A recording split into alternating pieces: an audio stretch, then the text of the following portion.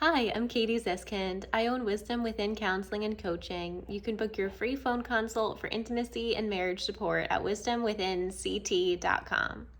This video is all about affair and betrayal recovery. So if you have found your partner cheating emotionally or physically, there can be a huge sense of heartbreak. It can be difficult to trust your partner after you find out they've been lying to you.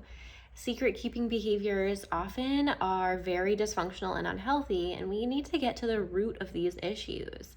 I often look at affairs and infidelity as a symptom of a larger, deeper foundational crack in your relationship. So if you or your partner have been talking to someone else or confiding in someone else outside your marriage, this can definitely have impacts on your sex and intimacy. As well, if you've physically gone outside the marriage, this can be really challenging to heal from by yourselves.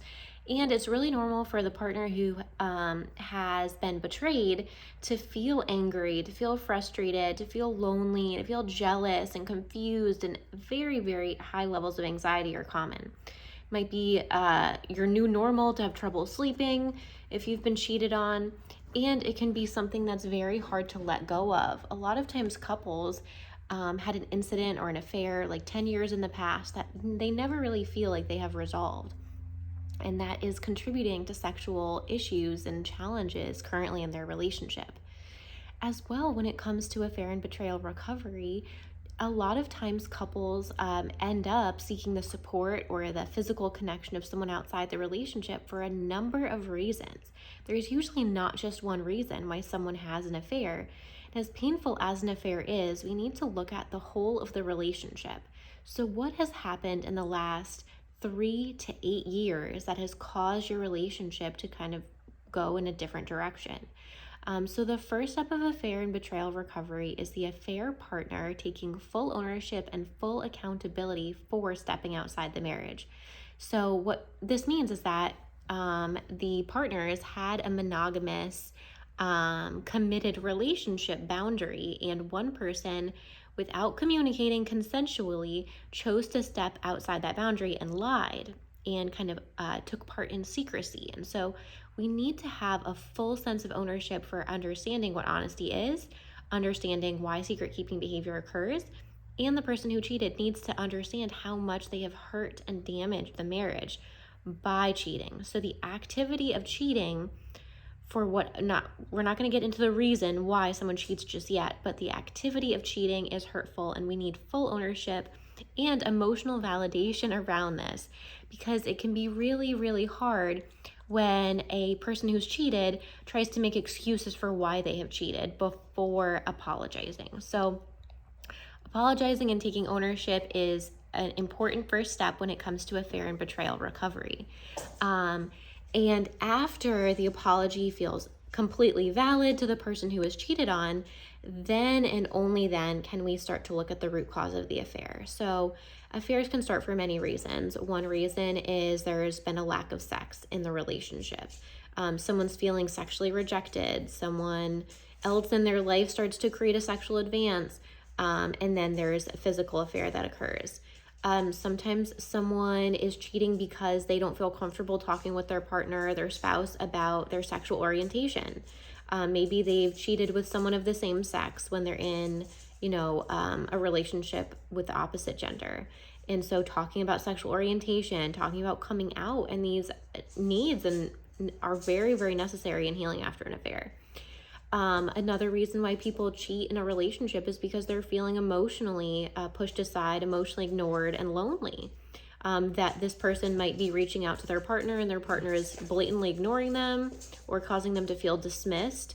And this can be a real wound, because sometimes we grow up in families where a parent or caregiver dismisses us or emotionally neglects us. So then when a romantic partner does that, it can re-trigger that inner child wound, making that rejection and dismissive feeling unimportant and ignored that much more intense, leading to a behavior like an affair.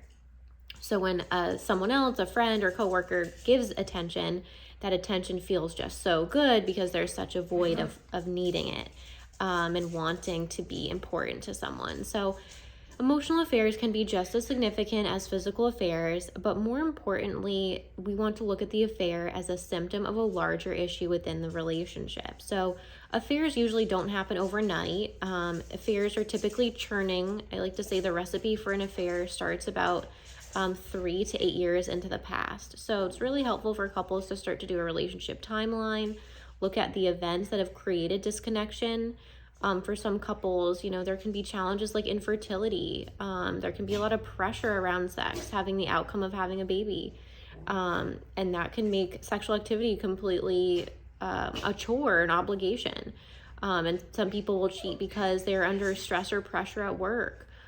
Sometimes, people will cheat because they just feel like someone else is more interested in them, or kind of fancies them more and gives them more attention naturally than their partner. And it's harder to get attention from a partner who, may not be wanting to give it. So there are many reasons we want to start to build up the relationship again. So if you have had an affair, your partner has cheated on you, and you're feeling jealousy, betrayal, confusion, loss, and grief, just know all these feelings are okay.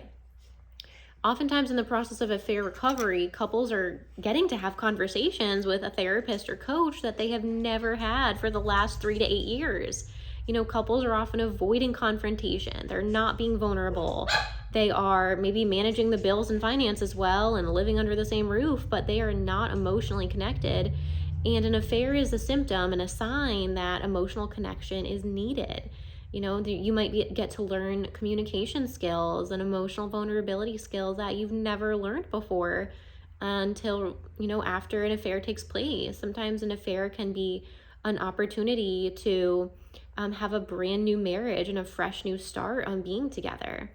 With that said, it's really important that the person who has had the affair stops all communication with their affair partner and really starts working on their marriage. So we can't work on the marriage in a monogamous way while someone is still talking with their affair partner, because it creates a distraction. And so we have to just really focus all the attention and presence and consciousness on building and rebuilding a brand new, healthier, more meaningful type of connection with the spouse.